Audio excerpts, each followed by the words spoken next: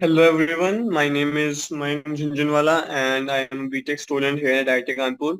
I am currently pursuing my mechanical engineering from this institute. So today I'm going to discuss chapter number 6, haloalkanes and haloarenes from NCERT chemistry with you. We have started this chapter in our last session and now we have done the theory part and we have started the exercise basically. So this all I have explained to you in our last session. So let's go ahead. So we have done till 6.8 and now we are moving to 6.9. तो 6.9 में क्या बोला है? Which compound each of the following pairs will react faster in SN2 reaction with OH? तो देखो SN2 mechanism में क्या होता है ना कि the order in which halides react to some alkyl group is constant. मतलब वो जिस order में react करते हैं halide से वो constant होता है. This is because halide ions becomes a better leaving group when the size of the ion increases. इसलिए basically order इस टाइप का रहता है. मान लो आपका आर एफ है तो उससे ज्यादा होगा आरसीएल के लिए, आरसीएल के लिए, और फिर उससे ज्यादा होगा आरबीआर के लिए, और फिर उससे ज्यादा होगा आरआई के लिए, उससे ज्यादा होगा लेट्स से आरआई के लिए. ठीक है, ये ऑर्डर होता है अपनी जो reactivity of C S three I है. ओके, सो बेसिकली क्या है, एसिम्प्टोम मैकेनिज्म में क्या होता है ना, the order in which halides react to some alkyl group वो कांस्टेंट रहेगा. मतलब अगर आपका आर सेम है तो उस पर डिफर करेगा कि आपका आर का बदल रहा है. तो बेसिकली क्या होगा, जैसे कि जैसे अपन लोग नीचे जाते जाएंगे आर से आर आई की तरफ, तो आई माइनस क्या होता है, बड़ा होता है. बड़ा होता है तो फिर वो जल्दी से निकल जाएगा क्योंकि आर आई की बॉन्ड लेंथ, मैंने बोला था आर आई की बॉन्ड लेंथ उससे ज्यादा बड़ी होती है क्योंकि उनमें आयोडीन का जो साइज ऑफ फ्लोरीन से बहुत बड़ा है. तो बेसिकली आर आई की बॉन्ड लेंथ बहुत बड़ी है तो आर आई बॉन्ड जल्दी से टूट सकता है. आर आई बॉन्ड जल्दी से इसलिए टूट सकता है क्योंकि आयोडीन का साइज बड़ा है तो उसकी बॉन्ड लेंथ बड़ी है. तो बेसिकली सबसे जल्दी ये वाला बॉन्ड टूटेगा और इस पे एसएन2 रिएक्शन बहुत जल्दी से हो जाएगी. तो सबसे ज्यादा फास्ट होती है आर आई में, फिर आरबीआर में, फिर आरसीएल में, फिर आरएफ में. तो यहाँ पे C S three B I और सी एस थ्री आई दिया हुआ है तो ऑब्वियसली बात है सी एस थ्री आई में ज्यादा तेज होगी. फिर बोला C S three thrice C S C S, C S three thrice C C L और C S three C L. तो इसमें तो ऑब्वियस बात है कि C S three C L में ज्यादा तेज होगी. क्यों? क्योंकि यहाँ पे बहुत ज्यादा स्टेरिक हिंड्रेंस है. इसके अगर मैं बनाऊं स्ट्रक्चर तो स्ट्रक्चर इस टाइप का बनेगा, C C H three C H three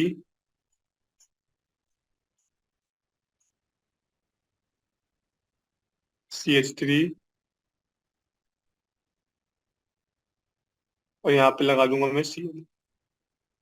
ठीक है, एक तो ये बनेगा, एक बनेगा C H three C L, मतलब इस टाइप का C H three C H three C L. ठीक है, तो इस टाइप के दो है. अब इसमें क्या है, इसमें बहुत बड़ी स्टेरिक हिंड्रेंस देखो यहाँ से लेके यहाँ तक. मतलब एक तो मैंने आपको पहले बताया एसिम्पटोम रिएक्ट बैकवर्ड से होता है. तो रिएक्ट होगा, जो स्पीशीज रिएक्ट करेगी वो करेगी यहाँ से अटैक करेगी. तो यहाँ से कैसे अटैक करेगी, यहाँ पे इतना स्टेरिक हिंड्रेंस है. यहाँ पे तो क्या है, यहाँ पे जाकर सीधा अटैक कर दिया. यहाँ पे तो स्टेरिक हिंड्रेंस है ही नहीं. यहाँ पे इतना स्टेरिक हिंड्रेंस है, इस चक्कर में इसमें स्लो होगी, इसमें ज्यादा तेज होगी. ठीक है, तो इस तरह से अपना 6.9 भी हो गया. फिर आगे चलते हैं. Predict all the alkenes that would be formed by dehydrohalogenation of the following halides with sodium methoxide and ethanol and identify the major alkene. Okay, तो बेसिकली अपने को इसमें जो दिया हुआ बनाते हैं, पहले में दिया हुआ one bromo one methyl cyclohexane. तो बेसिकली साइक्लोहेक्सेन बनाया और इस पे बोला है यहाँ पे है ब्रोमो बी आर और यहाँ पे है सी एच थ्री. ठीक है, तो ये अपने को दिया हुआ है, अपने को बोला है कि अपने को उसकी रिएक्शन करनी है. अपने को बोला है ऑल द बीटा हाइड्रोजन की बात करनी है ना अपने को. तो बेसिकली डिहाइड्रोजनेशन होगा. तो डिहाइड्रोजनेशन में अपने को पता है क्या होगा, एक तो हाइड्रोजन निकलता है, एक ब्रोमीन निकलता है. तो ब्रोमीन तो यहाँ से निकलेगा. अब मेरे को चाहिए डबल में आ जाएगा, मेरे बीच में ऑब्वियस सी बात है, मैंने बात की थी एलिमिनेशन में. तो बेसिकली यहाँ पे अपने को देखना है हाइड्रोजन कहाँ कहाँ से निकल सकते हैं. हाइड्रोजन यहाँ से निकल सकता है, यहाँ पे दो हाइड्रोजन लगे हुए हैं, यहाँ पे दो हाइड्रोजन लगे हुए हैं. ठीक है, बाकी दो हाइड्रोजन यहाँ पे लगे हुए हैं, एक यहाँ पे, एक यहाँ पे, ऐसे करके दो हाइड्रोजन लगे हुए हैं. ठीक है, अब अपने को चाहिए कि एच बी आर निकालना है अपने को. तो अपन दो हाइड्रोजन यहाँ से निकाल सकते हैं, दो हाइड्रोजन यहाँ से निकाल सकते हैं. तो बेसिकली कंपाउंड किस टाइप का बन सकता है अपना, अपने को ये बोला है ना. तो कंपाउंड इस टाइप का बन जाएगा ना कि यहाँ पे तो लगे रहेगा सी एच थ्री और मान लो मैं एक हाइड्रोजन चाहिए यहाँ से निकाला, चाहिए यहाँ से निकाला, बात तो एक ही है. प्रोडक्ट तो अपना ऐसे ही बनना है. ठीक है, तो ये मेरा फाइनल प्रोडक्ट बनेगा। प्लस ऑब्वियस सी बात है, एक ब्रोमीन बाहर निकाले, एक एच बाहर निकाले, तो एक HBr बन जाएगा। ओके। देन आगे अपने को अगला कंपाउंड क्या दिया हुआ है? अगला दिया हुआ है 2 क्लोरो 2 मिथाइल ब्यूटेन, मतलब CH3। अब यहाँ पे मुझे ऐसे लिखने पड़ेंगे क्योंकि मेरे को एच से काम ही है। तो बेसिकली CH3 CH2 CH3, इस टाइप से बनेगा। ठीक है, तो इसमें क्या होगा, इसमें यहाँ पे लग जाएगा CH2, जो मुझे बोला है उस हिसाब से मैं लगा रहा हूँ। यहाँ पे लगा हुआ है CH2, और यहाँ पे लगा हुआ है CH3, मतलब CH3 है वो भी, सॉरी गलत लगा दिया मैंने। CH2 कैसे होगा, CH3 होगा। साइड चेन में CH3 रहता है हमेशा। CH3। ठीक है, इसको भी 3 कर लो इस टाइप से। अब अपने को बोला है कि इसमें अगर मैं HBr निकालूंगा तो कैसे निकाल सकता हूँ? एक मिनट, इसमें मैंने कुछ गड़बड़ कर दी क्या? 2 क्लोरो तो मिथाइल ब्यूटेन, तो एक जगह तो मिथाइल की जगह क्लोरो होगा ना, गलत बना दिया। तो सोशल कर देते हैं, आपको हो जाएगा 2 क्लोरो 2 मिथाइल ब्यूटेन। बेसिकली इस टाइप से बनेगा ये। ठीक है, तो अब देखो, एक सेल में यहाँ से निकाल सकते हो, सेल तो यहाँ से निकलेगा, एच कहाँ से निकलेगा, एच यहाँ से निकल सकता है, यहाँ से निकल सकता है, यहाँ से निकल सकता है। अब यहाँ से निकलेगा और यहाँ से निकलेगा तो सेम प्रोडक्ट ही आएगा, यहाँ से निकलेगा तो दूसरा प्रोडक्ट आएगा। तो बेसिकली इस केस में कौन कौन से प्रोडक्ट फीजिबल है? इस केस में 2 प्रोडक्ट बन सकते हैं। एक एच में यहाँ से निकाल दूँ, यहाँ से निकाल दूंगा तो बनेगा ऐसा कुछ सी। अब मैंने दिखा दिया कि इसमें कहाँ कहाँ से निकाल सकते हैं, इसलिए मैच नहीं बना रहा, आप बनाना पड़ेगा। फिर सी, फिर सी, यहाँ से मैंने CL निकाल लिया, यहाँ पे लगा दिया CH3 लगा हुआ है यहाँ पे। ठीक है, एक तो ये बन जाएगा। चाहे फिर मैं यहाँ से निकाल दूं या यहाँ से निकाल दूं, एक ही बात है। उस केस में बनेगा C डबल 1 C, यहाँ पे फिर CH2 रहेगा, यहाँ पे फिर CH3 रहेगा, और यहाँ पे CH3 तो रहेगा।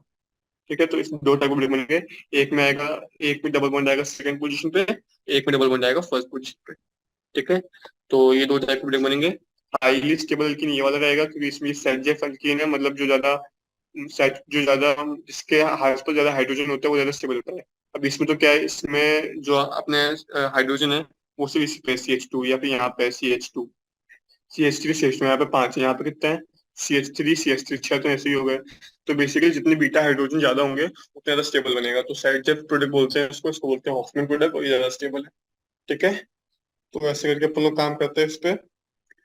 फिर आगे चलते हैं। तीसरे वाले में मुझे बोला है 2 2 3 ट्राई मिथाइल 3 ब्रोमोपेंटेन। तो उसको मैं बनाता हूँ, इसमें बनेगा CH3 फिर यहाँ पे C, फिर यहाँ पे एक CH3 रहेगा, फिर यहाँ पे एक CH3 रहेगा, फिर यहाँ पे रहेगा C, यहाँ पे रहेगा ब्रोमो Br, फिर यहाँ पे रहेगा वापस CH3, क्योंकि मैं साइड चेन यहाँ पे H3 है ही, मतलब वो ऑब्वियसली अंडरस्टूड है। फिर यहाँ पे वापस CH2, और यहाँ पे CH3। ठीक है, तो ये सीन है पूरा।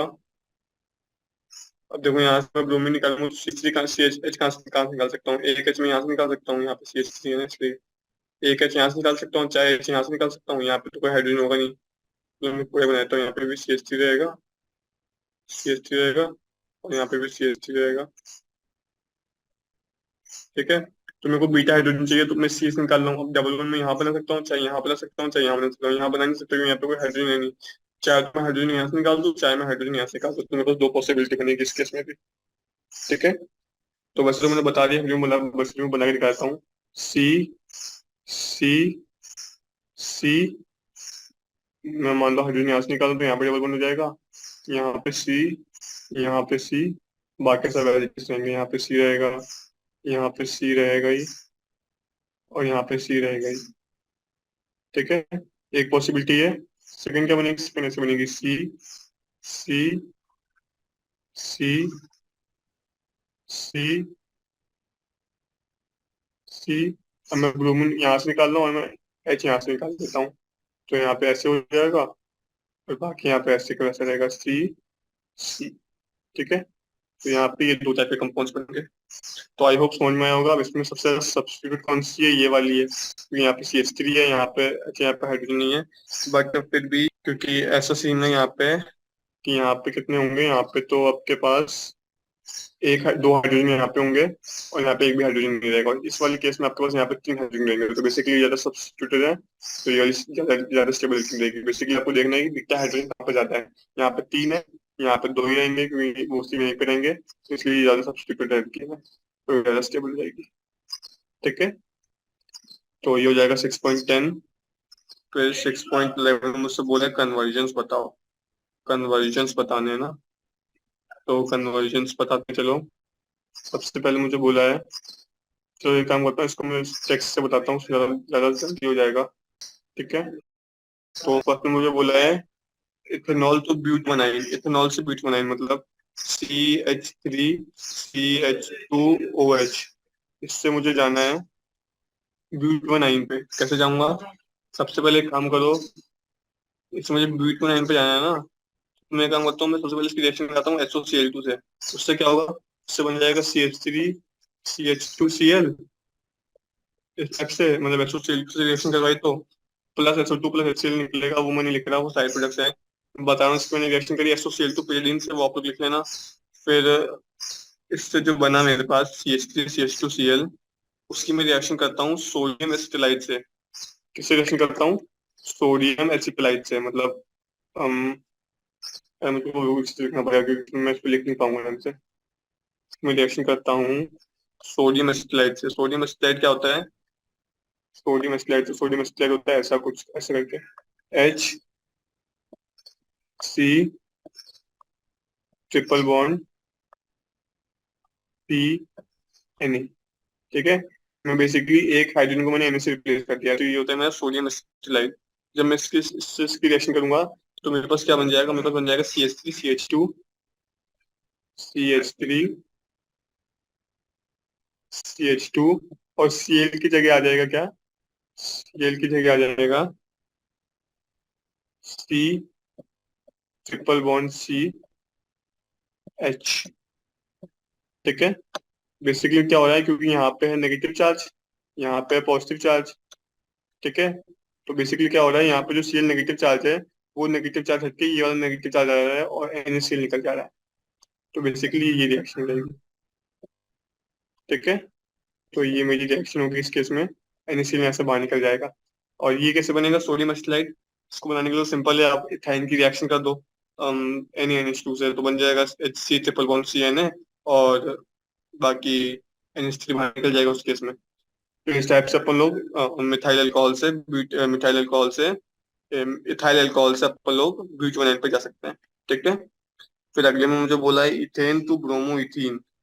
इथेन टू ब्रोमो इथीन ना, तो इसको अपन लोग ऐसे करें, इसको करने के लिए इथेन टू ब्रोमो इथीन कैसे जाएंगे?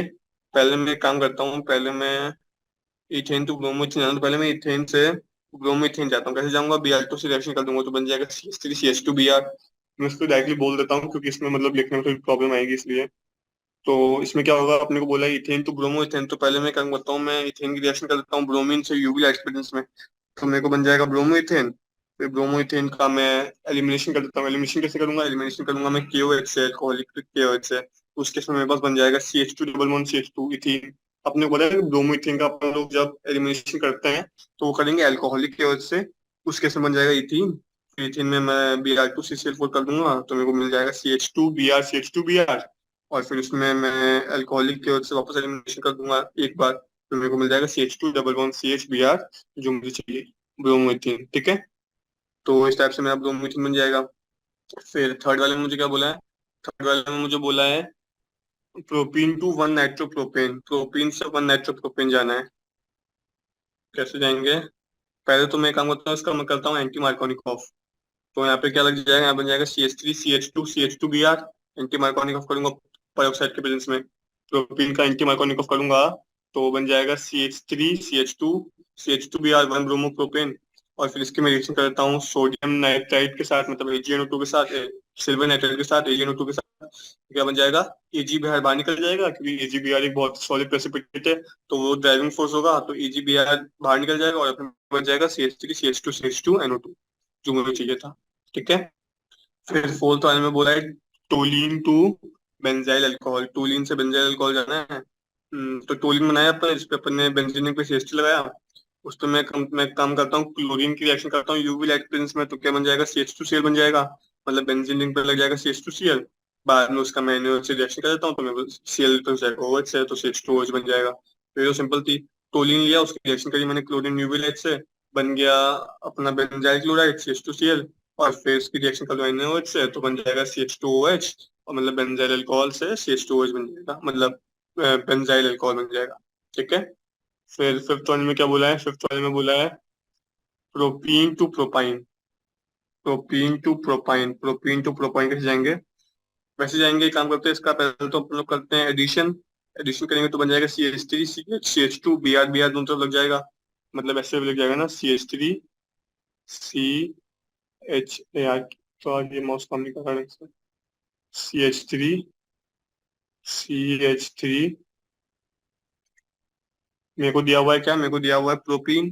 तो बेसिकली मैं क्या कर रहा हूँ, मैं दोनों तरफ Br लगा रहा हूँ, मतलब यहाँ पे भी C पे Br लग जाएगा, Br, और यहाँ पे जो अगला C है इस पे मैं Br लगा दूंगा। ठीक है। तो इस टाइप का सीन बनेगा। ठीक।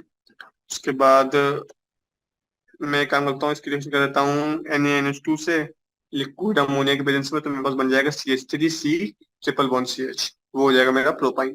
ठीक है। तो इस तरीके से बन जाएगा। फिर सिक्स्थ वाले में क्या बोला है, ethanol two ethyl fluoride, ethanol से इथाइल फ्लोराइड जाना है ना, तो उसकी रिएक्शन में कर देता हूँ PCl5 से, तो मेरे पास बन जाएगा CH3CH2Cl क्लोरोथेन। फिर उसकी मैं स्वाट से रिएक्शन कर देता हूँ AgF से, तो मेरे पास बन जाएगा CH3CH2S, तो बहुत सिंपल था। फिर सेवंथ वाले में बोला है bromomethane to propanone, bromomethane to propanone. इसमें क्या करता हूँ, ब्रोमोमीथेन की रिएक्शन करता हूँ पहले KCN से, तो बन जाएगा CH3CN। फिर CH3CN की मैं रिएक्शन करता हूँ ग्रिग्नार्ड रीजन से, मतलब ये चलो मैं लिख के बता देता हूँ कैसे होगा ये।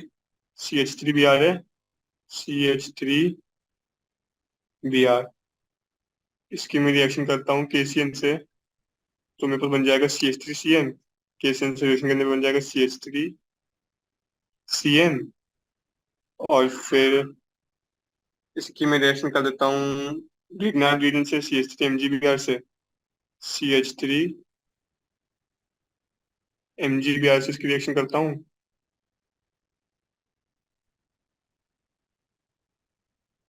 तो इस केस में बन जाएगा मेरे पास, क्या बन जाएगा इस केस में, मेरे पास बन जाएगा, क्या होगा ना इस केस में कुछ इस टाइप की रिएक्शन होती है, मतलब अगर आपको पता ना हो तो मैं बता दूं, ये थोड़ा मतलब अजीब सी रिएक्शन है। इसमें क्या होता है, एक कार्बन पे आके तो लग जाएगा CH3, और नाइट्रोजन पे हो जाएगा double bond NMgBr, double bond NMgBr, इस टाइप का कुछ बनता है। ठीक है। और फिर क्या करूंगा मैं इसमें, फिर मैं इसमें कर देता हूँ, इसका हाइड्रोलिसिस हो जाएगा। बेसिकली ये कंप्लीट रिएक्शन है, तो चाहे आप सीधे वहां पर भी लिख सकते हो MgBr प्लस हाइड्रोलिसिस, तो आपको ये वाला प्रोडक्ट बीच में दिखाना ही पड़ेगा। तो हाइड्रोलिसिस करने पे क्या होता है ना, हाइड्रोलिसिस करने पे आपका डबल बॉन्ड NMgBr की जगह डबल बॉन्ड O आ जाता है, तो अपने को प्रोपेनोन मिल जाएगा जो मेरे को चाहिए था, CH3C double bond O CH3। ठीक है। तो ये मेरा बन गया जो मुझे चाहिए था, आई होप समझ में आया होगा। फिर एथ वाले में क्या है, ब्यूटाइन से बनाना है टू ब्रोमोमीथेन, तो सिंपल है, ब्यूटाइन का मार्कोनिक को एडिशन करो, तो बन जाएगा CH3 CH2 CH CH3 लग जाएगा Br। फिर उसमें अल्कोहलिक की वजह से अपना एलिमिनेशन कर दो, तो ब्रोमीन हट जाएगा और बीच में डबल बॉन्ड आ जाएगा। ठीक है। फिर नाइन्थ वाले में बोला है one chlorobutane to N octane, तो ये तो सिंपल है, वन क्लोरोब्यूटेन है, उसका अपन लोग ड्राई ईथर से रिएक्शन कराता है सोडियम के साथ, जिसको अपन लोग बोलते हैं वुड्स रिएक्शन। तो इसमें जो है एडिशनल मतलब दो दो जो है, जो अपने पास दो क्लोरोब्यूटेन है वो आपस में जुड़ जाएंगे, तो 4 की चेन बन जाएगी 8 की चेन, अपने को वो चाहिए एन ऑक्टेन। तो ये तो सिंपल सिंपल वुड्स रिएक्शन है।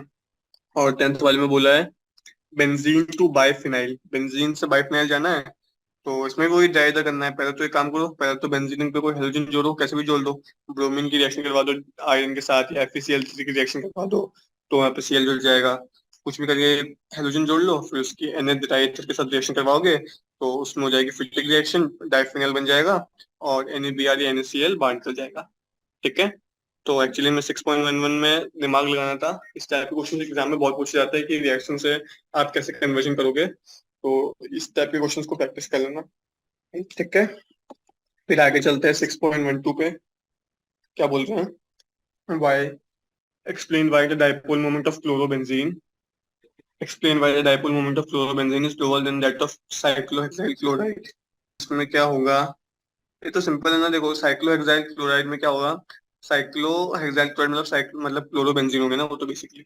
तो क्लोरोबेंजीन में जो Cl होगा वो sp3 हाइब्रिडाइज कार्बन से लिंक्ड है, और जो क्लोरोबेंजीन में हाइड्रोजन है वो sp2 हाइब्रिडाइज कार्बन से लिंक्ड है। और अपने को पता है जो sp2 हाइब्रिडाइज कार्बन होता है वो ज्यादा इलेक्ट्रोनेगेटिव होता है sp3 के बदले में। तो ऑब्वियस सी बात है sp2 और Cl के बीच में जो इलेक्ट्रोनेगेटिविटी का डिफरेंस होगा वो कम होगा sp3 और Cl वाले के कंपेरिजन में। सो जो डेंसिटी ऑफ इलेक्ट्रॉन्स है CCl बॉन्ड की, वो Cl आइटम की तरफ ज्यादा रहेगी अपने साइक्लोहेक्साइल क्लोराइड में। क्योंकि उसका उस वाले केस में मतलब मैं बोला हूं ना कि density of electrons of CCl bond near the CCl atom is less in chlorobenzene than in cyclohexyl chloride. ठीक है। तो इस चक्कर में जो अपना एक और चीज है इसमें, जो अपने पास क्लोरोबेंजीन है उसमें आर आर का इफेक्ट आ जाएगा। तो आर के इफेक्ट की वजह से इलेक्ट्रॉन डेंसिटी और रिड्यूस हो जाएगी। तो उस चक्कर में chlorobenzene has a decrease polarity of CCl bond as compare to chlorobenzene.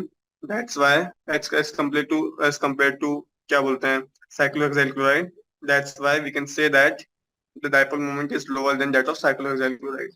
तो बेसिकली क्लोरोबेंजीन का dipole moment chlorobenzene cyclohexyl chloride से इसलिए कम होता है क्योंकि एक तो आर का इफेक्ट आता है, और दूसरा एक कार्बन sp2 हाइब्रिडाइज्ड है, एक कार्बन sp3 हाइब्रिडाइज्ड है, तो वहां पे इलेक्ट्रोनेगेटिविटी का डिफरेंस आ जाता है। ठीक है। फिर सेकंड वाले में बोला है alkyl halides though pole, though polar are immiscible with water. Alkyl halides immiscible with water होता है। ये तो मैंने आपको थ्योरी में बताया था। ऐसा क्यों होता है? क्योंकि वाटर में होती है हाइड्रोजन बॉन्डिंग, और जो अल्काइल हैलाइड्स होते हैं वो उस हाइड्रोजन बॉन्डिंग को जल्दी से तोड़ नहीं पाते हैं। क्यों? क्योंकि dipole dipole interactions hold the polar molecules of alkyl halides together. So alkyl halides and alkyl halides वो आपस में जुड़े रहते हैं, और वाटर मॉलिक्यूल्स आपस में जुड़े रहते हैं थ्रू हाइड्रोजन बॉन्डिंग। तो ये दोनों आपस में एक चीज से जुड़े रहते हैं, इसलिए वो इमिसिबल हो जाते हैं। ठीक है। Where Grignard region should be prepared under anhydrous condition. Grignard region should be prepared under anhydrous condition. This is absolutely very important and this can be asked in exam. इसका इसका जो सॉल्यूशन है वो ये है कि ऐसा इसलिए होता है क्योंकि ग्रिग्नार्ड रिएजेंट वेरी रिएक्टिव होता है वाटर में। वाटर के साथ वो रिएक्ट करके क्या बनाता है? एल्केन बनाता है। मतलब वाटर के साथ क्या होता है? वाटर के साथ ऐसी रिएक्शन हो जाती है आर एम जी एक्स। जब वाटर से रिएक्ट करता है ना, प्लस H2O, मतलब जब ये वाटर से रिएक्ट करता है तो क्या बनाता है? तब ये बनाता है RH, मतलब alkene, plus MgOH,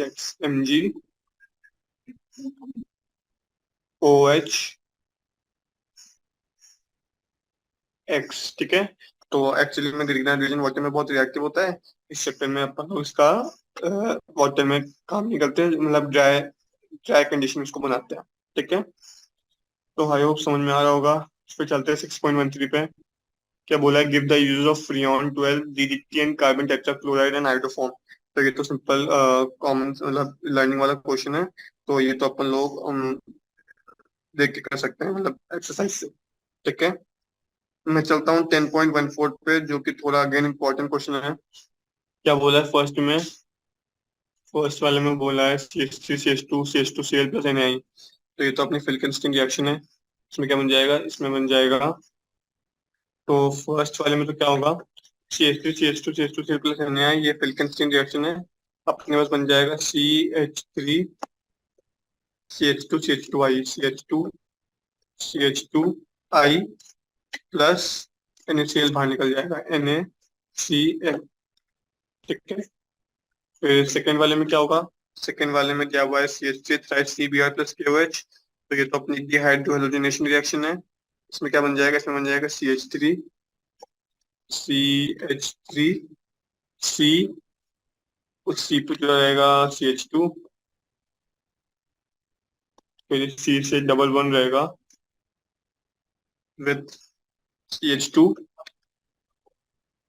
CH2 sorry, ये डबल वन है, यहाँ पे CH3 रहेगा क्योंकि मैं एक साइड से जोड़ रहा हूँ ना, प्लस ऑब्वियस सी बात है H2 बाहर निकल जाएगा। ठीक है, फिर थर्ड वाले में क्या होगा? थर्ड वाले में मुझे दिया हुआ है CH3 CH, CH2 CH3 plus NaOH। तो इसमें क्या बनेगा? Br रिप्लेस जाएगा OH से बेसिकली, क्या बन जाएगा? CH3 CH2, CH3 CH, यहाँ पे जाएगा OH, फिर CH2 CH3 ठीक है, प्लस NaBr बाहर निकल जाएगा, NaBr। ठीक है, फिर फोर्थ वाले में दिया हुआ है CH3 CH2Br प्लस KCN। तो इसमें क्या हो जाएगा? इसमें बन जाएगा CH3 CH2CN simple, CH3 CH2CN plus KBr बाहर निकल जाएगा, KBr। ठीक है, फिर फिफ्थ वाले में दिया हुआ है CH3CH5ONA प्लस C2H5Cl। तो ये एक विलियमसन सिंथेसिस है, ये आप आगे जाके पढ़ोगे। इसमें क्या होता है? दो दो फिन दो C2H, दो CH5 आगे जुड़ जाएंगे और एक कंपाउंड बन जाएगा, इसको अपन लोग बोलते हैं फेनिटोल। तो उसका फॉर्मूला होता है C6H5, फिर बीच में एक सिंगल बॉन्ड रहता है, उससे जुड़ा रहता है ऑक्सीजन, फिर वापस C6H5 जुड़ा रहता है। ठीक है, तो ये बनता है फेनिटोल करके, प्लस NaCl, NaCl। ठीक है, फिर सिक्स वाले में क्या बोला है? सिक्स वाले में बोला है C3CH3CH2CH2OH प्लस SOCl। तो ये वाली रिएक्शन मैंने आपको बोली थी, बहुत इंपॉर्टेंट है, पूछेंगे। तो ये आपको याद होनी चाहिए। इसमें क्या बनता है? CH3CH2CH2Cl plus SO2 plus HCl। ये रिएक्शन इंपॉर्टेंट इसलिए क्योंकि इसमें दोनों गैसेस बनती है, और गैसेस को अपन लोग आसानी से इवापोरेट करके अपन लोग क्लोरोप्रोपेन को निकाल सकते हैं। तो ये बहुत ही फिजिबल रिएक्शन होती है। तो ये याद रखना, फिर से बोल रहा हूँ। सेवंथ वाले में क्या दिया हुआ है? सेवंथ वाले में दिया हुआ है डबल बॉन्ड HB के साथ, एंटी मार्कोनिक ऑफ होगा क्योंकि परऑक्साइड दिया हुआ है, तो एंटी मार्कोनिक ऑफ कर दो। क्या बन जाएगा? CH3 CH2 CH2 Br, CH3 CH2 CH2 Br and में भी जुड़ा क्योंकि मैं एंटी मार्कोनिक कर रहा हूँ। अगर मार्कोनिक ऑफ करता तो CH2 पे CH3 होता और अंदर वाले CH2 पे Br होता। ठीक है, फिर एट्थ वाले में दिया हुआ है methyl butene with HBr, मार्कोनिक of है सिंपल, तो ये हो जाएगा क्या? CH3 CH2 C, इस पे जो रहेगा एक Br और एक जो रहेगा CH3 C, ये दोनों उस पे जो रहेंगे C पे साइड चेंज हो रहा है, एक एक तरफ Br एक तरफ CH3, और फिर आखिर में रहेगा CH। ठीक है, तो ये हो जाएंगे अपने 8 कंपोनेंट्स जो मुझे दिए हुए थे। तो आई होप समझ में आया होगा ये वाला। फिर चलते हैं नेक्स्ट क्वेश्चन पे, 6.15 पे। तो 6.15 में बोला है NBuBr की रिएक्शन करेंगे KCN के साथ, तो फिर क्या बनता है? इसका मैकेनिज्म मुझे लिखना है। तो बेसिकली इसमें तो बन जाएगा Br रिप्लेस हो जाएगा CN से और बन जाएगा NBuCN। तो इसमें क्या होता है ना, इसमें मैं एक मैकेनिज्म लिखता हूँ। ये बेसिकली रिएक्शन होती है कि CN माइनस एक्ट करता है न्यूक्लियोफाइल की तरह, मतलब ऐसे रहता है K प्लस CN माइनस। तो CN माइनस है तो वो न्यूक्लियोफाइल की तरह रिएक्ट करता है। इसकी रिएक्शन मैं करवाता हूँ N ब्यूटाइल ब्रोमाइड से, जो मुझे बोला है N ब्यूटाइल ब्रोमाइड मतलब नॉर्मल। तो CH3 CH2 CH2 CH2Br, CH3 CH2 CH2 Br, मतलब यहाँ पे लग जाएगा CH2Br, CH2Br। ठीक है, इसकी जब मैं रिएक्शन करूंगा तो क्या होगा ना, जो ये वाला CN माइनस है ये रिएक्ट करेगा इस CH2 पे। क्यों? क्योंकि यहाँ पे डेल पॉजिटिव चार्ज है ना, इसलिए यहाँ पे डेल पॉजिटिव चार्ज है, यहाँ पे डेल नेगेटिव चार्ज। बताइए कि हाइड्रोजन इलेक्ट्रोनेगेटिव होते हैं कार्बन के कंपैरिजन में। ठीक है, तो ये इस पे रिएक्ट करेगा, और जो इन दोनों के बीच का बॉन्ड है ना ये वाला, ये टूट जाएगा, और फिर क्या बन जाएगा, वही बन जाएगा जो मैंने आपको बोला, CH3, CH2, CH2, CH2CN,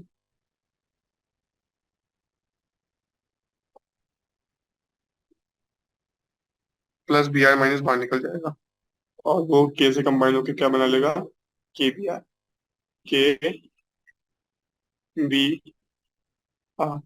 ठीक है, तो ये है इसके मैकेनिज्म। आई होप समझ में आया होगा।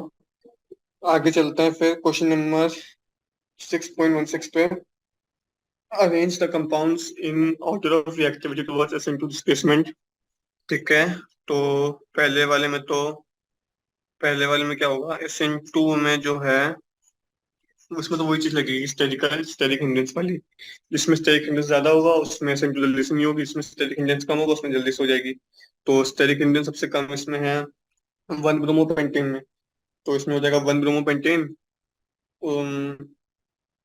तो इसमें बेसिकली 1 ब्रोमोपेंटेन सबसे जल्दी हो जाएगी, क्योंकि 1 ब्रोमोपेंटेन में सबसे कम स्टेरिक हिंड्रेंस है। तो डिक्रीजिंग ऑर्डर में हो जाएगा 1 bromopentane greater than 2 bromopentane greater than 2 bromo 2 methyl butane. जैसे जैसे स्टेरिक हिंड्रेंस बढ़ता है वैसे वैसे अपनी SN2 की रेट कम होती है, ये मैंने आपको पहले बताया था। सेकंड वाले में बोला है 1 bromo 3 methyl butane, 2 bromo 2 methyl butane और 2 ब्रोमो 3 मिथाइल ब्यूटेन। तो इस वाले केस में भी स्टेरिक हिंड्रेंस वाला फैक्टर ही आ जाएगा, क्योंकि स्टेरिक हिंड्रेंस वाला फैक्टर कैसे आ जाएगा, क्योंकि मैंने आपको बताया 3 डिग्री में सबसे ज्यादा स्टेरिक हिंड्रेंस होगी, 2 डिग्री में उससे कम, 1 डिग्री में उससे कम। तो बेसिकली इसका ऑर्डर भी वो हो जाएगा स्टेरिक हिंड्रेंस के हिसाब से। जो अपना SN2 डिस्प्लेसमेंट का ऑर्डर होगा, सबसे ज्यादा होगी 1 ब्रोमो 3 मिथाइल ब्यूटेन में, फिर होगा 2 ब्रोमो 3 मिथाइल ब्यूटेन में, और फिर होगा 2 ब्रोमो 2 मिथाइल ब्यूटेन में। मतलब जैसे जैसे स्टेरिक हिंड्रेंस बढ़ता जाएगा वैसे वैसे SN2 का रेट कम होता जाएगा। ठीक है, फिर लास्ट वाले में क्या दिया हुआ है, लास्ट वाले में भी स्टेरिक हिंड्रेंस वाली बात ही की गई है। उसमें भी फिर वही चीज आ जाएगी कि steric hindrance to a nucleophile increases with decrease in distance of the substituents from the atom painting the leaving group. The steric hindrance, as steric hindrance increases, the rate of SN2 decreases basically। तो इसमें जो order हो जाएगा वो इस type का होगा SN2 displacement का। सबसे ज्यादा हो जाएगा 1 ब्रोमो ब्यूटेन में, सबसे कम स्टेरिक हिंड्रेंस है उसमें। फिर हो जाएगा 1 ब्रोमो 3 मिथाइल में, फिर हो जाएगा 1 ब्रोमो 2 मिथाइल में, फिर हो जाएगा 1 ब्रोमो 2 डाइमिथाइल। क्योंकि उसमें सबसे ज्यादा स्टेरिक हिंड्रेंस है कि 2 डाइमिथाइल है। 1 ब्रोमो 2 मिथाइल में पास पास है, 1 ब्रोमो 3 मिथाइल में थोड़ा और दूर है, और 1 ब्रोमो ब्यूटेन में तो कुछ है ही नहीं। तो सबसे ज्यादा हो जाएगी 1 ब्रोमो ब्यूटेन में, फिर हो जाएगी 1 ब्रोमो 3 मिथाइल में, फिर होगा 1 ब्रोमो 2 मिथाइल में, फिर होगा 1 ब्रोमो 2 डाइमिथाइल में। ये डिक्रीजिंग ऑर्डर है। बेसिकली मैं देख क्या रहा हूँ, मैं सिर्फ स्टेरिक हिंड्रेंस देख रहा हूँ, जैसे जैसे स्टेरिक हिंड्रेंस कम हो रहा है वैसे वैसे SN2 की रेट बढ़ जाएगी। सिंपल लॉजिक है। ठीक है, तो 6.16 इज इजी, बस आपने को पता होना चाहिए कि जो SN2 रिएक्शन है वो डिपेंड करती है स्टेरिक हिंड्रेंस पे। जैसे जैसे अपना स्टेरिक हिंड्रेंस कम होता जाएगा वैसे वैसे अपनी SN2 की रेट बढ़ती जाएगी।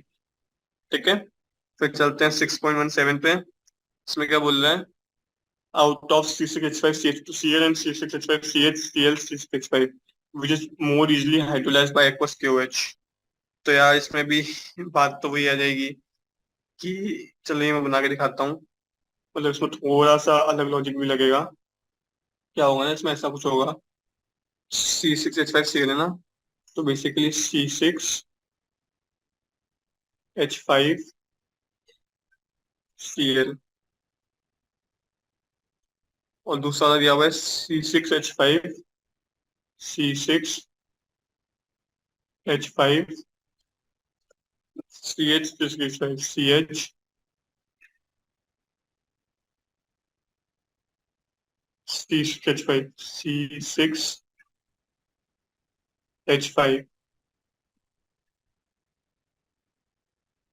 और यहाँ पे लगेगा Cl।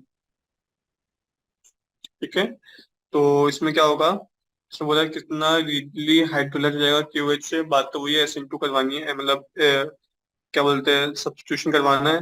तो इसमें क्योंकि इसमें एक्वस केओएच से हो रहा है, तो एक्वस केओएच के बैलेंस में याद रखना है, ऐसे एक्वस केओएच के बैलेंस में। और जब ये बेंजाइल रिंग पे होता है इस केस में SN1 प्रेफरेबल होती है, उसमें कार्बोकेटाइन बनेगा बेसिकली। तो कार्बोकेटाइन बनेगा इसमें अगर, तो बेसिकली इसमें बन जाएगा C6H5। क्यों कार्बोकेटाइन बनेगा, क्योंकि कार्बोकेटाइन स्टेबल हो जाएगा ना बेंजीन रिंग के रिजोनेंस से, इसलिए। तो इसमें बेसिकली ये वाला कार्बोकेटाइन बन जाएगा। और बेसिकली सॉरी, CH2 पॉजिटिव, यहाँ पे एक CH2 भी है, मैंने लगाना भूल गया, CH2 पॉजिटिव। ठीक है, यहाँ पे कुछ नहीं है, ये मैंने सिलेक्ट किया। ठीक है, यहाँ पे एक CH2 और है, तो वो मैं लगा देता हूँ, CH2Cl। ठीक है, और यहाँ पे Cl हटेगा तो यहाँ पॉजिटिव आ जाएगा, वो बेंजीन रिंग से बैलेंस हो जाएगा, इसलिए यहाँ पे SN1 प्रेफरेबल रहती है। वैसे यहाँ पे भी Cl हटेगा और पॉजिटिव चार्ज बनेगा, तो C6H5, CH positive, CH positive, और इस पर लगे रहेगा C6H5, C6H5। ठीक है, तो इस टाइप से बनेगा। अब देखो इसमें क्या है, इसमें जो अपना कार्बोकेटाइन है वो दो जगह से स्टेबलाइज हो रहा है, यहाँ से भी रेजोनेंस आ रहा है, यहाँ से भी रेजोनेंस आ रहा है, इसमें सिर्फ एक जगह से रेजोनेंस आ रहा है, तो ऑब्वियस सी बात है ये बहुत स्टेबल है। तो ये मतलब ये वाला प्रेफरेबल रहेगा, तो hence C6H5CH, Cl C6H5 is more preferable towards hydrolysis as compare to C6H5CH2Cl, क्योंकि यहाँ पर दो तरफ से रेजोनेंस है, तो ये ज्यादा स्टेबल कार्बोकेटाइन होगा। ये एक ही तरफ से रेजोनेंस है तो ये कम स्टेबल कार्बोकेटाइन होगा, होंगे दोनों ही, लेकिन ये ज्यादा मात्रा में होगा क्योंकि इसमें रेजोनेंस ज्यादा हो रही है। ठीक है, तो ये था मेरा 6.17। 6.18 में मुझसे बोला है कि para dichlorobenzene has higher melting point and lower solubility than those of ortho and meta isomers, meta isomers. Why? तो बहुत सिंपल है, क्योंकि एक तो पैरा डाइक्लोरोबेंजीन में क्या होता है, सेल सेल एकदम अपोजिट साइड में होंगे, मैंने बताया था पैरा में अपोजिट साइड पे होते हैं, ऑर्थो में बाजू बाजू में होते हैं, मेटा में एक का डिफरेंस होता है। तो पैरा डाइक्लोरोबेंजीन क्योंकि एक तो एकदम अपोजिट है तो सिमेट्रिकल है, सिमेट्रिकल है तो ऑब्वियस सी बात है कि ये बहुत ही ढंग से फिट होंगे, मतलब ये अपने को ये एक जनरल रूल है नीचे का कि कोई भी चीज जितनी ज्यादा सिमेट्रिकल होती है वो उतनी अच्छे से फिट होती है।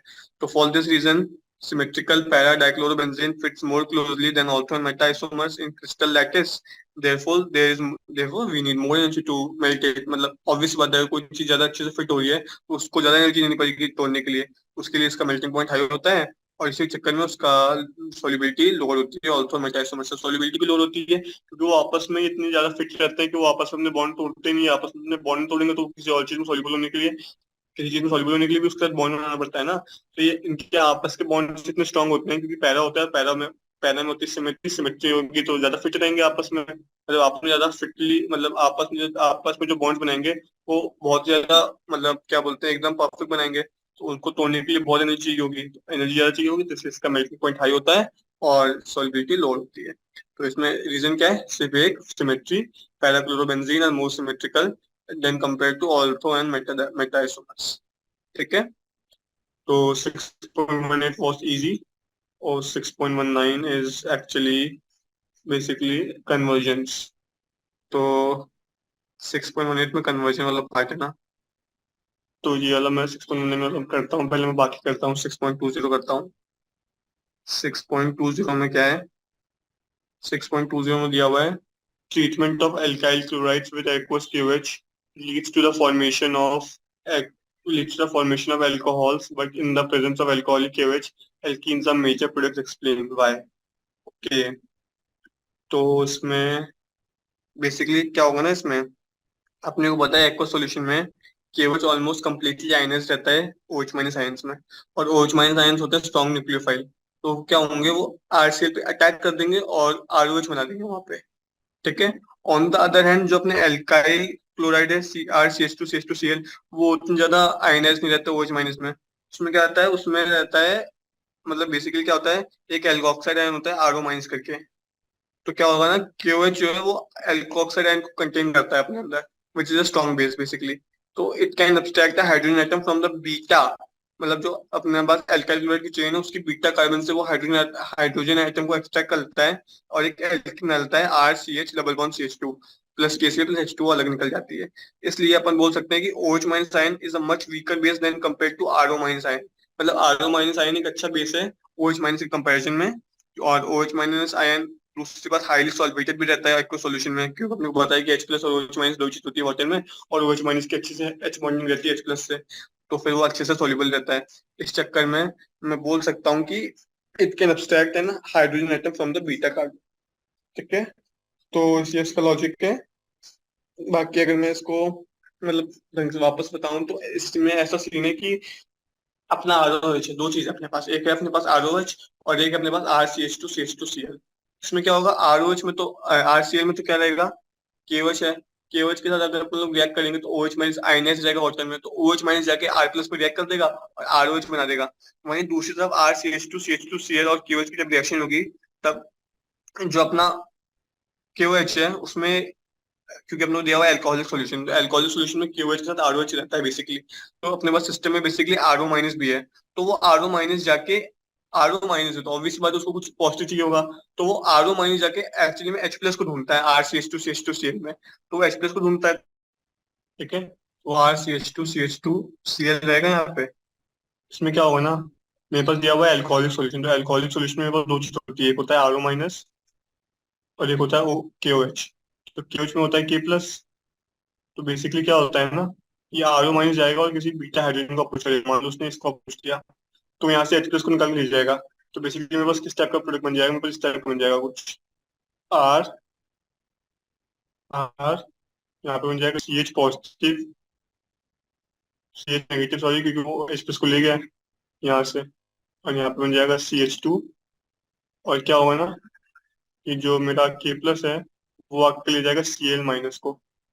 यहाँ पे चला गया, Cl माइनस चला गया, तो यहाँ बन जाएगा पॉजिटिव चार्ज बेसिकली। तो ये पॉजिटिव और नेगेटिव आपस में बॉन्ड डालेंगे और यहाँ पे बन जाएगा नेगेटिव चार्ज, यहाँ पे बन जाएगा डबल बॉन्ड बेसिकली। तो बेसिकली ये रिएक्शन होती है जिसमें अपने को अल्कोहलिक केस में, अगर मैं एल्किल क्लोराइड ले रहा हूँ कोई RCH2CH2 टाइप का, तो उस केस में हमको डबल बॉन्ड बनता है, डबल बॉन्ड बन के मिलता है बेसिकली। तो इसमें क्या होगा, इसमें इस टाइप का रिएक्शन होगी जिसमें अपने को अल्कोहलिक सॉल्यूशन ऑफ KOH में तो एल्कोक्साइड आयन रहेगा जो स्ट्रॉन्ग बेस, तो वो एक हाइड्रोजन एटम को एक्सट्रैक्ट करेगा बीटा कार्बन से, तो अपने को मिल जाएगा एक एल्कीन और एक HCl का मॉलिक्यूल एलिमेंट रहेगा। तो इसलिए अपन लोग बोल सकते हैं कि OH minus ion is a much weaker base than RO minus ion. So and secondly which is the most important point जो मैंने आपको बताया, OH माइनस आयन वाटर में हाईली सॉल्वेटेड भी रहता है, क्योंकि H2O है तो ऑब्वियसली बात है हाइड्रोजन बॉन्डिंग रहेगी। इसलिए अपन लोग बोल सकते हैं कि it can not abstract the hydrogen atom from the beta carbon. ठीक है, तो ये अपने एक्सप्लेन करना था कि treatment of alkyl aqueous KOH leads to formation of alcohols, but in presence of alcoholic KOH alkenes are major product, क्योंकि जो अल्कोहलिक KOH प्रेजेंस होगा RO माइनस रहेगा, RO माइनस जो है H प्लस करके डबल बॉन्ड बनाएगा, और aqueous KOH में अपने पास RO माइनस रहता नहीं है। बेसिकली फर्क सिर्फ अल्कोहल का पड़ रहा है, अल्कोहल में तो अपने को RO माइनस भी मिल रहा है, तो वो RO माइनस H प्लस को एक्सट्रैक्ट करके डबल बॉन्ड बना रहा है। लेकिन वही चीज एक्वस केज में नहीं है, तो एक्वस केज में अपने अल्कोहल्स और जो अल्कोहलिक केवल उस केस में अपने को मिलेगा डबल बॉन्ड्स मतलब एल्कीन्स। ठीक है, तो ये मेजर रीजन था और ये वेरी इंपॉर्टेंट है, तो इसको ध्यान रखना। ठीक है, फिर मैं चलता हूँ 6.21 पे। 6.21 में मुझे बोला है कि primary alkyl halide C4H9Br when the alcoholic KOH to give compound B. Compound B is reacted with HBr to give compound C, which is isomer of A. Okay, तो एक चेन रिएक्शन जो मुझे कंप्लीट करनी है, तो मैं करता हूँ इसको। पहले तो मुझे दिया हुआ C4H9Br और उसने बोला कि वो प्राइमरी एल्किल हैलाइड है। तो प्राइमरी एल्किल हैलाइड C4H9Br दो टाइप के हो सकते हैं, क्या तो Br मतलब प्राइमरी है ना, तो देखो ऐसे हो सकता है ना, मतलब प्राइमरी में कैसे कैसे हो सकता है, ये हो सकता है ऐसा सी सी सी Br, एक तो ये प्राइमरी है, या फिर इसमें एक और प्राइमरी बना सकता हूँ सी, एक सी को मैं यहाँ जोड़ दूँ मान लो, फिर यहाँ पे एक सी एक Br। तो यहाँ पे दो पॉसिबिलिटी है, इन दोनों में से कोई भी एक प्रोडक्ट, कोई भी एक हो सकता है बेसिकली। ठीक है, इन दोनों में से कोई सा भी हो सकता है। ठीक है, अब मुझे बोला है कि now this reacts with sodium metal to give compound B. इसका मोलिकुलर फॉर्मूला है C8H18 which is different from compound formed when n metal reacts with sodium metal. Hence compound A must be isobutyl bromide, क्योंकि यही वाला होगा, क्योंकि जब मैं इसकी रिएक्शन करूंगा ना Na से, तभी जाके मुझे मिलेगा मेरा कंपाउंड बी। ठीक है, और मेरे को बोला है कि जो मेरा कंपाउंड बी है वो C8H18 का है, मतलब उसका मोलिकुलर फॉर्मूला C8H18 है, क्योंकि मेरे को बोला है ना when A is reacted with sodium metal it forms C8H18, लेकिन C8H18 जो है मेरे को इसी में मिलेगा, क्योंकि C8H18 है बेसिकली। तो CH18 which is different from the formula, क्योंकि ये जो है ये डिफरेंट है। अगर मैं एन ब्यूटाइल ब्रोमाइड को रिएक्ट करूंगा, क्योंकि एन ब्यूटाइल ब्रोमाइड को रिएक्ट करूंगा तो मेरे पास मिल जाएगा CH, और उसके साथ मिलेगा H, मतलब CH, मतलब उसके साथ ऐसा मिलेगा ना, 8 कार्बन जुड़े रहेंगे, और बेसिकली उन सब पे दो दो हाइड्रोजन, और आखिरी वाले पे तीन तीन हाइड्रोजन रहेंगे। तो बेसिकली हो जाएगा उसमें 12 और 6, 18 हाइड्रोजन बेसिकली। तो उस केस में अपने को मिलेगा CH18, लेकिन अपने को बोला क्या है, अपने को बोला है when A is reacted with sodium metal it gives compound D CH18 which is different from the compound formed when N-butyl is reacted with sodium। इसलिए अपना बस जो कंपाउंड है A, वो आइसोब्यूटाइल ब्रोमाइड है, मतलब ये वाला कंपाउंड है अपने पास एक। समझ में आया? और फिर मेरे को बोला है कि इसको मैं रिएक्ट करवा रहा हूँ, क्या बोलते हैं अपना, अच्छा दिया हुआ नहीं है कि किससे रिएक्ट करवा रहा हूँ, अच्छा रिएक्टेड विद एल्कोहलिक KOH दिया हुआ तो एल्कोहलिक KOH से रिएक्ट करवाऊंगा, तो क्या बन जाएगा मेरे पास, इसको एल्कोहलिक KOH से रिएक्ट कराऊंगा तो बेसिकली C एलिमेंट हो जाएगा, और मेरे पास कुछ इस टाइप का बनेगा, यहाँ से C जाएगा, तो यहाँ बन जाएगा डबल बॉन्ड, और यहाँ पे आ जाएगा C। इस टाइप का कंपाउंड बनेगा। ये बन गया अपने पास 2 मिथाइल प्रोपीन, और फिर इस 2 मिथाइल प्रोपीन की मेरे को रिएक्शन करनी है किससे, HBr से। इसकी रिएक्शन करूंगा मैं HBr से तो हो जाएगा मार्कोनिकॉफ एडिशन। मार्कोनिकॉफ एडिशन क्या हो जाएगा, सी, सी, सी, सी, और मार्कोनिकॉफ ने आपको बताया था जहाँ पे हाइड्रोजन कम होते हैं वहां पे हाइड्रोजन जुड़ता है, बेसिकली यहाँ पे आगे मिल जाएगा ब्रोमीन Br। ठीक है, तो इस टाइप से ये बन जाएगा अपने पास C प्रोडक्ट। अपने को दिया हुआ ये आइसोमर ऑफ ए है, तो अपने को दिख रहा है कि आइसोमर ऑफ ए है। आइसोमर क्या होता है, same molecular formula different structure formula, तो अपने को दिख रहा है मॉलिक्यूलर फॉर्मूला सेम है, स्ट्रक्चरल फॉर्मूला डिफरेंट है। ठीक है, और अभी भी अगर आपको समझ में नहीं आया कि एन ब्यूटाइल ब्रोमाइड और आइसोब्यूटाइल ब्रोमाइड में मैंने आइसोब्यूटाइल ब्रोमाइड को चुना, तो वो इसलिए क्योंकि जब मैं एन ब्यूटाइल ब्रोमाइड को रिएक्ट करवाऊंगा सोडियम से तो वो रिएक्शन होगी, उसके से बनेगा एन ऑक्टेन, और जब मैं आइसोब्यूटाइल ब्रोमाइड को रिएक्ट करवाऊंगा तो बनेगा 2,5 डाइमिथाइल, क्या बनेगा 2,5 डायमेथाइल हेक्सेन। और मेरे को बोला है कंपाउंड डी जो है वो CH18 से डिफरेंट है, मतलब when A is reacted with sodium metal it gives compound D, compound is CH18 which is different from the compound formed when N-butyl bromide is reacted with sodium। मतलब N butyl bromide से जब हम लोग react करेंगे sodium का, उससे जो compound बनेगा वो वाला कंपाउंड नहीं बनना चाहिए। एन ब्यूटाइल ब्रोमाइड तो यही है, इसके reaction को हम लोग जब कर रहे हैं उससे जो कंपाउंड बन रहा है वो मेरा फाइनल आंसर नहीं आना चाहिए, मुझे क्वेश्चन में बोला गया सिंपली। तो ऑब्वियस सी बात है ये मेरा कंपाउंड ये हो गया, फिर इसकी रिएक्शन मैंने करवाई, क्या बोलते हैं, एल्कोहलिक KOH से, तो ये बना, रिएक्शन करवाई एल्कोहलिक KOH से, एल्कोहलिक KOH। ठीक है, तो ये बना, फिर इसकी मैंने करवा दी मार्कोनिकॉफ, तो मेरे को इसका फाइनल प्रोडक्ट मिल गया। ठीक है, तो आई होप समझ में आया होगा ये रिएक्शन। फिर चलते हैं 6.22 पे। 6.22 में क्या बोला है, 6.22 में बोला है what happens when this is reacted with this thing, N butyl chloride is reacted with alcoholic KOH। Alcoholic KOH मैंने आपको बताया कितनी बार एलिमिनेशन रिएक्शन होगी, और क्या बन जाएगा, अपने को मिल जाएगा CH3, CH2, CH, double bond CH2। ये अल्कोहलिक है ना, अल्कोहलिक केस में डबल बॉन्ड बनता है। ठीक है, प्लस KCl प्लस H2 निकलेगा, वो अलग बात है। फिर अगले में बोला bromobenzene is treated with magnesium in presence of diether, obvious सी बात है ग्रिग्नार्ड बनेगा।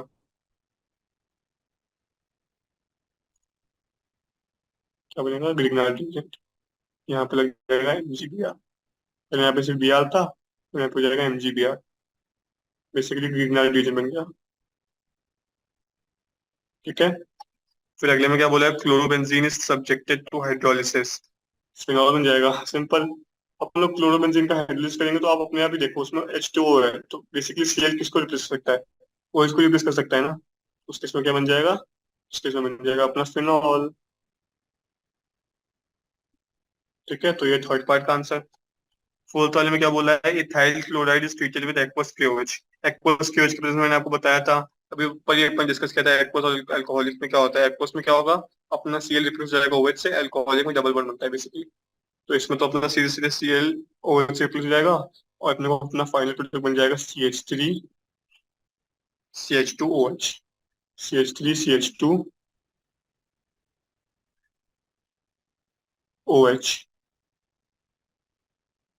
ठीक है, प्लस के सी एल निकलेगा, वो अलग बात है। फिर आखिरी में मुझे बोला है methyl bromide is treated with sodium in presence of diether. ये तो वापस वही रिएक्शन हो गई अपनी, वुड्स रिएक्शन। जब भी सोडियम विद ब्रोमाइड दे रहा है तो अब हमेशा वुड्स रिएक्शन करना। वुड्स में क्या होता है, जो अपने को दिया हुआ है हेलाइड, वो हेलाइड लग जाएगा और उसकी जगह वही वाला दोबारा आ जाएगा। मतलब अगर मिथाइल दिया हुआ है तो इथेन बन जाएगा, इथाइल दिया हुआ है तो ब्यूटेन बन जाएगा, ब्यूटाइल दिया हुआ है तो ऑक्टेन बन जाएगा। मतलब चेन की लेंथ डबल हो जाएगी बेसिकली। और एल्केन बनता है हमेशा, ध्यान रखना। ठीक है। और आखिर में बोला है methyl chloride stearate with KCN. Methyl chloride को केसीएन स्ट्रेट करूंगा तो simple nucleophilic substitution reaction, CH3Cl बन जाएगा, CH3Cn। तो आपका एक आंसर हो जाएगा CH3Cn, CH3Cn। ठीक है। और जो अपना KCl वो अलग से निकल जाएगा, मिथाइल साइनिल बन जाएगा। ठीक है। तो basically this chapter is, I am not saying easy, it is slightly not tough actually, but थोड़ा इंटरेस्टिंग चैप्टर है। इसको अपने को ढंग से पढ़ना पड़ेगा क्योंकि ऑर्गेनिक केमिस्ट्री है। ऑर्गेनिक केमिस्ट्री ऑब्वियस सी बात है, थोड़ा सा टाइम तो लगती है पढ़ने में। लेकिन अगर आपने एक बार अपनी SN2 SN1 E1 E2 पे पकड़ बना ली, then you can easily do it. अगर अपने को मैकेनिज्म आ गया ना तो रिएक्शन को याद करना नहीं पड़ता। If you know the mechanism then you can easily proceed to the reactions. और पेपर में इस तरह के सवाल आते हैं कि आपको बोल दिया कि इसको इसमें कन्वर्ट करके दिखाओ, या फिर रिएक्शन दे दी, कोई रिएक्शन बताओ, या फिर बोल दिया कि इस रिएक्शन कंप्लीट हो। इसी टाइप के सवाल, क्वेश्चंस, इसी टाइप के क्वेश्चंस जो है अपने पास आते हैं पेपर में। तो बेसिकली इस चैप्टर में आपको क्या आना चाहिए, आपको बेसिक रिएक्शंस इनिशियल जो एटलीस्ट चैप्टर में दिए हुए वो तो याद होनी ही चाहिए। उसके बाद उसके जो वेरिएशंस बनते हैं एक्सरसाइजेस में वो आप तभी कर पाओगे if you know the basic equations. मतलब जो आपको चैप्टर में दी हुई है, अपने को अगर ये नहीं पता कि स्वाद सिलेक्शन क्या है तो उसके अपन लोग कैसे कर पाएंगे क्वेश्चंस। तो बेसिकली अपने को SN1 SN2 E1 E2 तो पता होना ही चाहिए। मतलब E1 E2 तो छोड़ दो, आपको दिया हुआ नहीं है इस चैप्टर में। तो एटलीस्ट SN1 SN2 का क्या मैकेनिज्म होता है, SN1 में कार्बोकेटाइन बनता है, SN2 में कार्बोकेटाइन नहीं बनता है, SN2 में इन्वर्जन होता है, SN1 में बहुत होता है, रिटेंशन इन्वर्जन कुछ भी हो सकता है। तो ये सब चीजें जो है, मतलब SN2 में स्टेरिक हिंड्रेंस बहुत ही महत्व की है। मतलब SN2 अगर स्टेरिक हिंड्रेंस इंक्रीज हो जाती है तो अपने पास SN2 का रेट कम हो जाता है। ये सब पॉइंट्स जो है आपको पता होनी चाहिए, मतलब बेसिक थ्योरी आनी चाहिए, तो you can do this chapter well. ठीक है। तो आई होप समझ में आया होगा आपको। Thank you.